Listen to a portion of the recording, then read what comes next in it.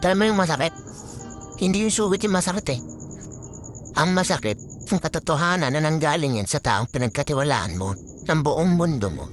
Sa'yo na nagising na lang isang araw na wasak. Inalitan. Makadig ka. Hindi ikaw ang nawalan. Stop asking kung saan ka nagkulang o kung pangit ka ba.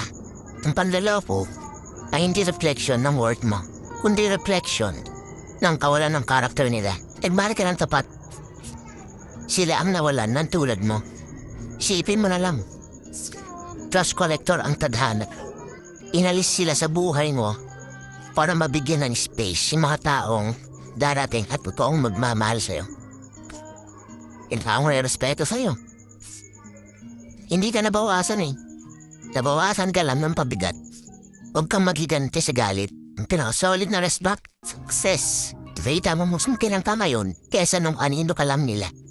Tapos na ang chapter 1. O kung anong chapter ka man ngayon.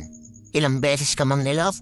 Dahil sa dami ng beses mong naranasan na lokohin. Susunod na chapter, depende yun sa'yo.